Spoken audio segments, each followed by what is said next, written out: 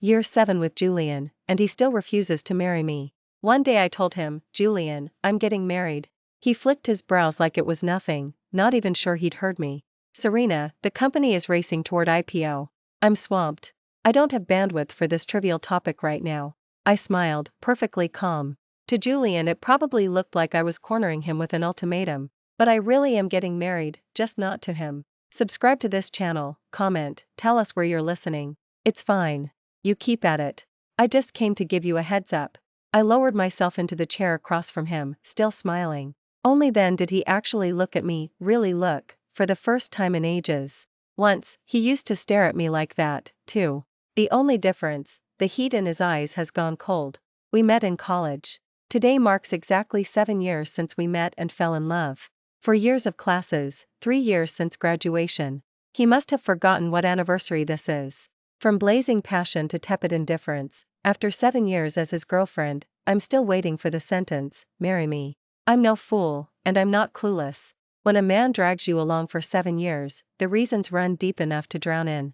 Julian hesitated a beat, then spoke, irritation rasping in his throat. I told you, Serena, the day we ring the opening bell, I'll put a ring on you. Stop cycling back to this every 5 minutes. He shot me a cold sidelong glance. Are you that desperate? Afraid no one else will have you? Those few syllables iced my skin. Back in college we had far less money and far more joy. We sketched futures between classes and side hustle shifts. A single takeout box fed us both. He pushed every scrap of meat onto my side and soaked his rice in the leftover sauce. That Julian swore we'd marry the moment we graduated. Then we launched the company. Countless evenings we walked past a jewelry shop. He'd point at the diamond ring in the window, soft and earnest. The day we're stable, I'll buy the priciest rock in there and get down on one knee. Stable arrived. We're cash flow positive. His vow shapeshifted, wait for IPO. Tomorrow after tomorrow, excuse after excuse. I no longer know which, if any, of Julian's promises still has oxygen. I lifted my gaze and murmured, Julian, 7 years. We've circled the sun 7 times together. A crack of emotion finally showed in his marble face. He rounded the desk and hugged me hard. I know you've waited forever, but this is the critical sprint. I can't split my focus. Everything I've got has to go into the roadshow. We built this from zero. Can't you respect what that takes? I didn't answer. Nausea surged. I swallowed so I wouldn't vomit on his shoulder. I'm not blind. I know foot dragging when I feel it. I also know the perfume clinging to his shirt collar. People say childhood sweethearts can't compete with a lightning strike new romance. In Julian's ledger, though, the childhood friend wins every column. 6 months ago he hired a new executive assistant. I wondered what kind of woman could make Julian, who barely nods at females, so visibly intrigued. Still, I trusted him, trusted us. The next call came from a partner. Julian had torched a deal to protect that little assistant. When it blew up, he and I had the loudest fight of our relationship. I couldn't wrap my head around it. It's just a toast of wine, big deal. Wong never crossed any red line. Besides, when we were bootstrapping, you asked me to drink for the team. The instant the words left me, crack, he hurled his phone at the floor. Shards ricocheted, nicking my ankle. That was different. Don't drag her down to your level, you've lost every trace of femininity. Are you so vicious you'd poison a kid like Chloe with that sleaze? The sentence detonated in my skull. I stood there dizzy. I kept replaying it. Without me downing those shots at every banquet, we'd never have reached this floor. He wouldn't be leading this breezy life. We didn't speak for a month after that blow up. His birthday broke the silence. I caved first. I baked him a cake with my own hands. When I carried it to the office, I found he'd already celebrated, candle wax cold. Cream still smeared on his cheek, Chloe glued to his side. Only then did I learn, Chloe, the assistant, is the childhood friend he used to chase down Orchard Rose. For her, he will slice my dignity into confetti. Footsteps snapped me back to the present. Chloe shoved the door without knocking. Julian's arms fell away from me, he straightened like a soldier. I arched a brow. Secretary Chloe, ever heard of knocking? She pouted. Serena, I've always skipped it. Julian said I don't need to. The answer wasn't news, yet my nose still stung. She truly is the exception carved in stone. Once I forgot to knock, Julian raged that I had no respect for protocol. We're in an office, not our living room. The next day he emailed the entire staff a knock before entry mandate. Noticing my expression, he stepped between us. After shooing her out he sighed, Chloe's still a kid, rules slip her mind. Don't pick on her. Every time I hear that line I almost laugh. Still a kid means 3 months younger than me. I smiled this time, shrugged, while my fists balled in my pockets. I adjusted my collar and gave a calm farewell. I've said what I came to say. I'll get out of your hair. His forehead creased. Clearly he'd already deleted my announcement. As I reached the door he called, Serena, what was it you just said? I didn't quite catch it. Acid flooded my eyes. I drew a breath to repeat myself. Chloe burst in again. She froze, then stuck her tongue out at him, adorable act dialed to max. Oops, forgot again, Julian. He chuckled, ruffled her hair. No worries. What's up? It's lunch. There's this amazing place, Sakura. Take me? He answered without a flicker of hesitation, already forgetting I was mid-sentence. At the doorway he glanced back. Serena, it's noon. Want to join?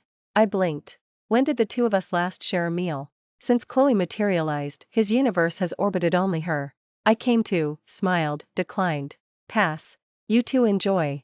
Some stories simply run out of pages. I left the office, crossed the garage, slid behind the wheel. Only after I shut the door did I realize tears were streaming, drip drip onto my phone. I scrubbed the tears away at random, sucked in a breath, and called home. Sweetheart, what makes you dial Mom out of the blue? I fought to keep my voice from cracking. Mom, I'm going with the family plan. I'm ready for the alliance whenever you are. Really? Mom's squeal of delight came through, then faded into a sigh. I know you've had a boyfriend for 7 years, but he still won't marry you. A woman doesn't have many 7-year chunks to give away. Once youth is gone, the man will want you even less. Still, I don't want you acting on impulse. Marriage is too big to rush. I couldn't hold back anymore. A sob broke loose. Mom, I know. I'm not being reckless. This time I'll do exactly what you say.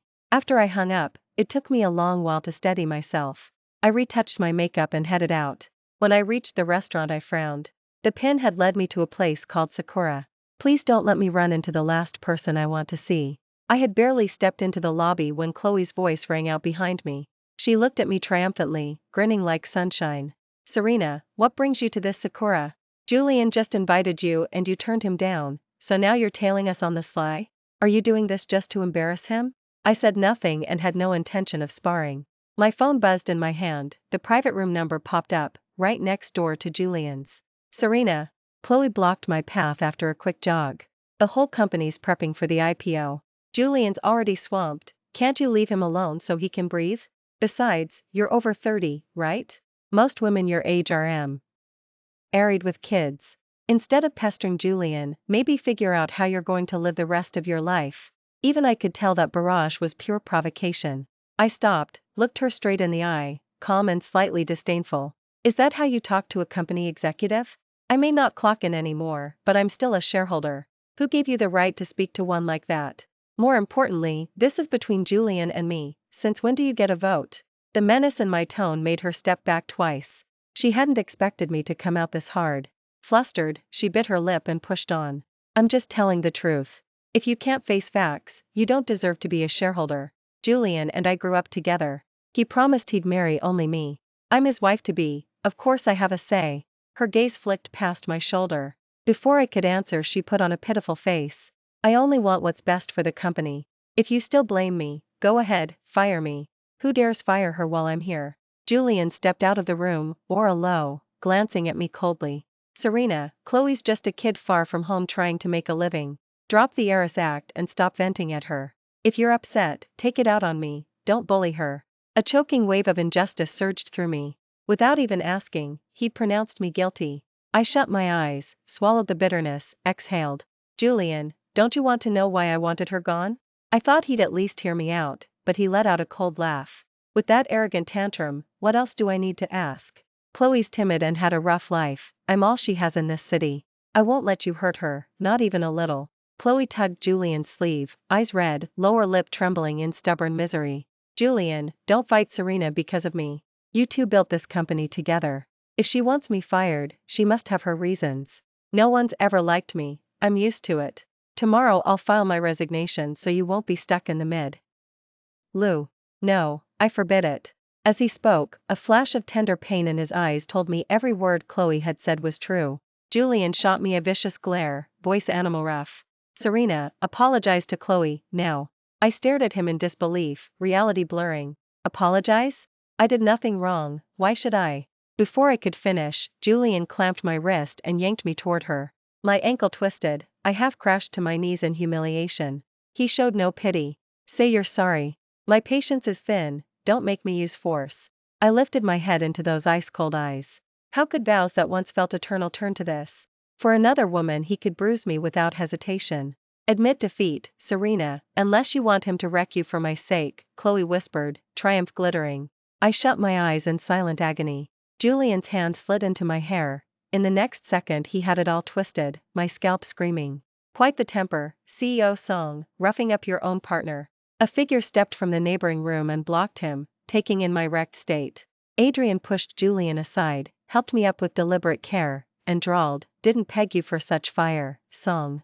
Guess I'll need extra clauses in our contract. For an instant, when he steadied me, a flash of icy anger in his eyes looked almost protective. Before I could speak, Julian's face changed color. I'd heard of Adrian, Sterling's CEO. Landing Sterling's backing was the key to the IPO Julian had chased for months, and now it was slipping. President Sterling, you've got it wrong, just an internal spat. I was mediating, Julian backpedaled. Chloe sobbed for effect. Don't blame Julian, sir. It's my fault, I upset Serena and caused the scene. Please don't hold it against the company. Julian's worked so hard, you've seen it yourself. We sincerely want this partnership. Adrian cut her off with a cold smile. Did anyone ask you? Your CEO and shareholder are right here, what makes you think you can speak to me? Chloe's fake sniffles turned into real tears. Julian didn't dare add a word, he yanked her away. I watched the man who had just groveled and scurried off and felt, for the first time, that these 7 years had been fed to the dogs. The Julian I once knew, brilliant, fearless, died in my heart at that moment. Adrian led me into the next room. After I finally dried my eyes, I thanked him. He poured me a glass of water in unhurried silence. A full 10 minutes passed before he finally spoke. Let me introduce myself properly, Adrian, CEO of Sterling, and Vance's protege. He paused. Vance mentioned you're planning to get married soon. I'd love to know what you're looking for in a husband. My water glass froze halfway to my lips. I glanced at the private room number still showing through the crack in the door. Only then did it hit me, the man my mom had set me up with tonight was sitting right in front of me. The Vance he'd just mentioned was my mother. And the name Adrian suddenly sounded eerily familiar. The realization turned my cheeks crimson. Nothing is more mortifying than making a fool of yourself in front of your blind date. Adrian. I really didn't expect tonight's date would be you. After fumbling for words, that was the best I managed. Adrian's lips curled. He didn't look surprised, he looked entertained. Vance also told me you had a long-term boyfriend, Julian, right? Objectively, Serena, you're beautiful. Subjectively, your taste in men is questionable. The courage I'd managed to summon evaporated in a heartbeat. He wasn't wrong. My taste was awful. At first I hadn't said yes to Julian, but after countless thoughtful gestures I'd fallen into his trap. He used to track my period and brew brown sugar ginger tea every single day. He remembered my birthday and folded 1,000 paper cranes over a year to give me as a gift. Now everything had changed. All he did was defend his childhood friend Chloe without question, leaving me humiliated. I lifted my gaze to the refined man across from me. You know my story. This is where I am. If you have no objections, we can get married any time. Outside Sakura I turned down Adrian's offer of a ride and hailed a cab home. Home was the loft we'd rented ever since college. Back when I'd decided to stay with Julian, I'd begged Mom, behind his back, to lend me the money to quietly buy the place. The day he found out, Julian cried like a baby, hugging me and swearing he'd never let me down. The memory spun in my head while I tossed the necktie I'd bought for our 7th anniversary into the trash. No point keeping it now that I was leaving. I dragged out my suitcase and started packing, keep what I could, toss the rest. I refused to leave any pathetic souvenirs behind, and I definitely didn't want a second owner pawing through what had once been mine. 2 trips up and down the stairs left me panting. When I got back inside, Julian walked in, gift bag in hand, guilt written across his face. He rushed over in full remorse mode. Serena, I'm so sorry. I lost control, did I hurt you? He reached for the strand of hair he'd yanked earlier. I stepped aside, face blank. Julian, at this point apologies are pointless. He pressed his lips together, eyes wide with disbelief. He couldn't fathom that I'd reject his olive branch. Any other time, the slightest hint of remorse would send me flying back to him like a moth to a flame. I guess that's why he'd always felt safe hurting me, sure he could win me back later. Serena, please. It was all my fault. I swear I'll never explode like that again. I could chop this hand off, it hurt you, it's unforgivable. I smiled, pulled the kitchen knife from the coffee table, and held it out. Go ahead. I'll watch. He stood frozen, knife in hand. I watched calm as ever while panic flickered across his face. Serena, what are you saying? I'm saying we're done. Don't come near me again. And I'm selling this loft, take your things and leave. You have 3 days. He stared, stunned.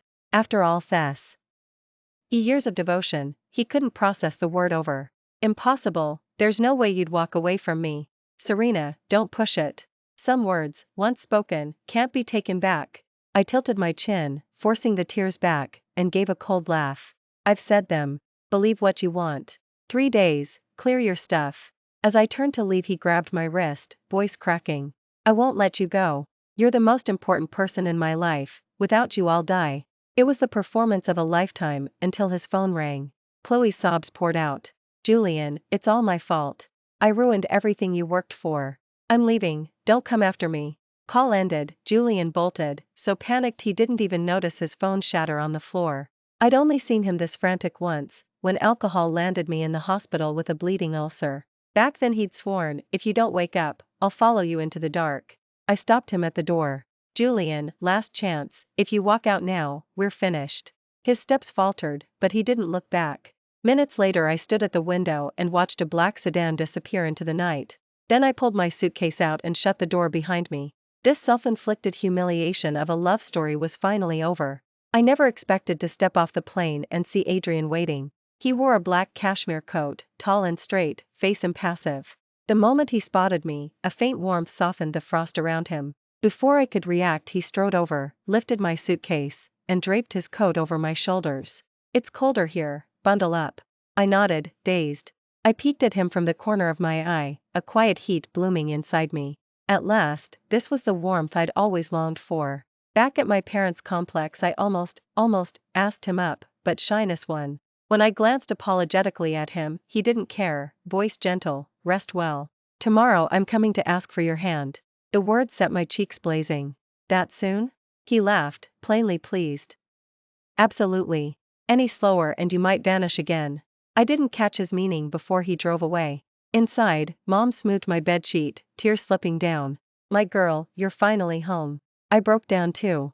Ever since I'd defied them to build a startup with Julian, we'd been estranged.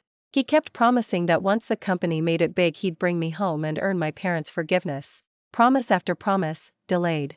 Even with the IPO weeks away, he hadn't set foot here. Looking at Mom's lined face, I shook. Mom, I'm never leaving you again.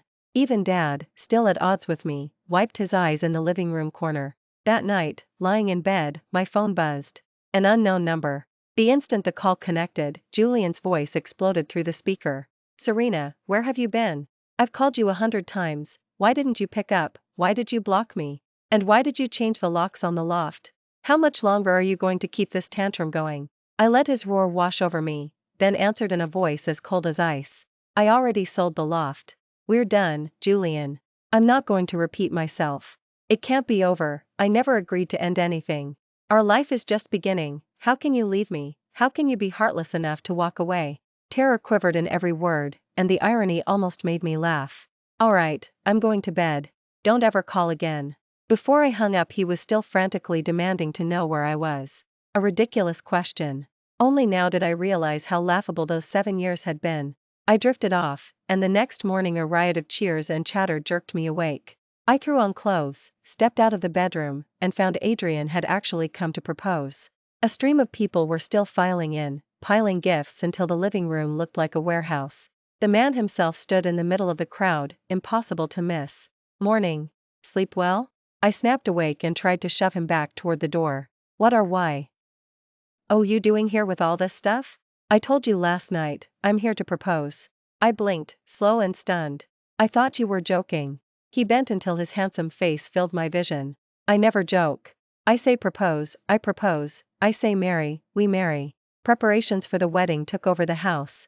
Invitations flew out to friends and relatives, and the windows bloomed with huge red double happiness decals. Julian found me while I was trimming one of those decals to hang on the door. Serena, what are you doing? I turned at the familiar voice. Half a month had hollowed his cheeks and rimmed his eyes. Must have taken some digging to discover my new address. Long time no see, Julian. I'd rehearsed a dozen ways we might meet again. Yet when it actually happened, I felt nothing, like greeting a stranger I'd once known too well. He staggered closer, staring at the decals in horror, clutching a last shred of hope. Someone in your family getting married? Congratulations. I smoothed the tiny ripple in my chest and smiled. I already told you, I'm the bride. But thanks for the wish. Lightning might as well have struck him. His legs buckled and he hit the floor. After a blank second he grabbed my ankle, terror cracking his voice. I get it, Serena, wait for me. I'll go buy a tux right now. We'll get married, nothing will stop us this time. The sight of him babbling disgusted me. The words I'd waited years for, spilled too late. I stepped back and kicked his hand away. Sorry, Julian. My groom isn't you. His outstretched hand froze midair. Minutes passed before he croaked, impossible. You love me, you can't leave me for another man. You promised we'd be together forever. And you promised you'd marry me, then postponed it again and again. I cut him off without mercy. You broke your word first, Julian. Don't blame me. He turned to stone, pupils dilating as fear flooded in. I'd lost interest in the fight. I walked inside. Mom asked who I'd been talking to. Just someone I said to know. Not well. A heavy thud echoed outside, followed by a low groan. I shut the door, expression calm, and went back to planning my wedding. Next morning I opened the door to take out the trash and found Julian curled on the hallway floor. He scrambled up the instant he saw me. Serena, give me one more chance. I swear I won't fail you. He sounded pitiful, ready to toss away every shred of pride. Otherwise I'll camp outside your door. I won't let you marry him. I couldn't understand him, only when I stopped wanting him did he play the part of desperate lover. Ignoring his raving, I dialed 911. They dragged him off still shrieking my name, repeating that he loved me over and over. Days passed without another sight of him. Then, on my wedding day, Julian showed up in a groom's tuxedo. He stumbled through the crowd toward me, waving the diamond ring he had once promised. Serena, look, I bought the ring. We can get married now. I glanced at the ring in his hand and smirked. Then lifted my left hand, showing the far larger, far brighter diamond already on my finger. Tell me, Julian, why would I trade this for your sorry little stone?